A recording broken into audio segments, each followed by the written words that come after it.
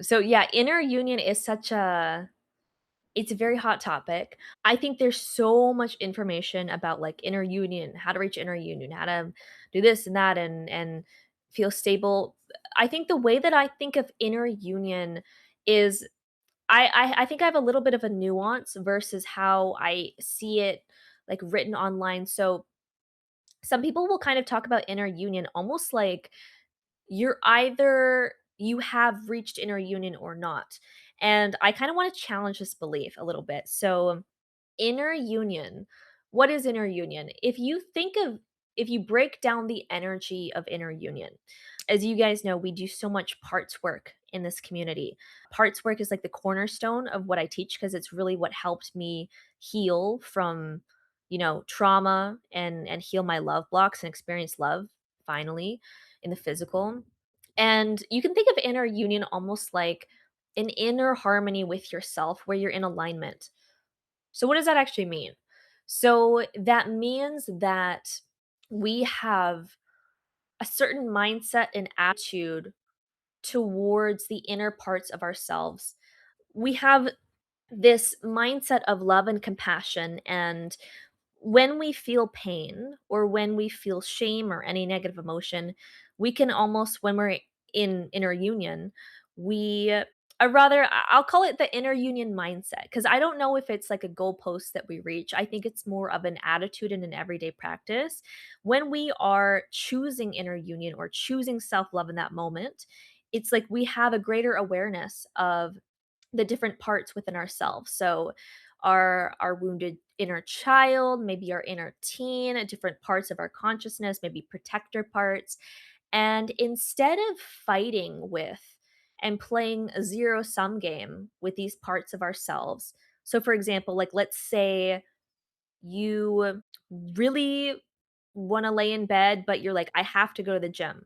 In that moment, you're fighting with the part of yourself that needs comfort and safety versus the part of yourself that is valuing, like, physical activity and being productive, right? So that's a very common, like, inner conflict, right?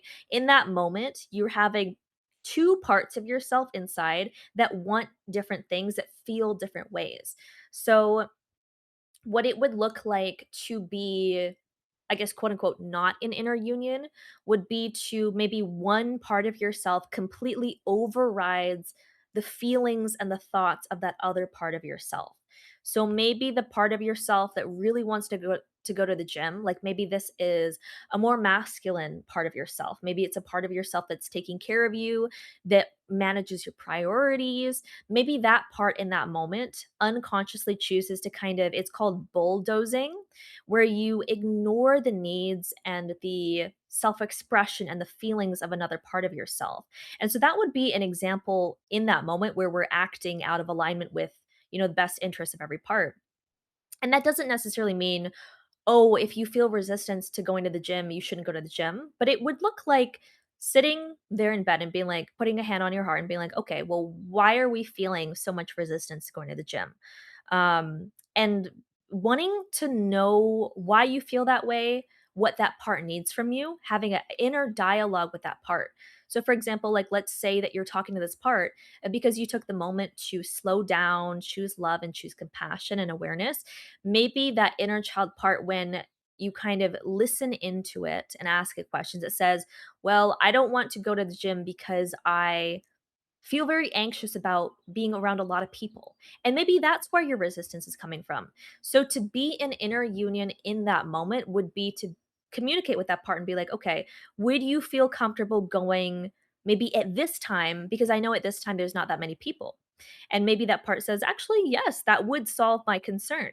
And then in that moment, you'll feel that resistance resolve. And then you'll both parts will be on board with the same thing.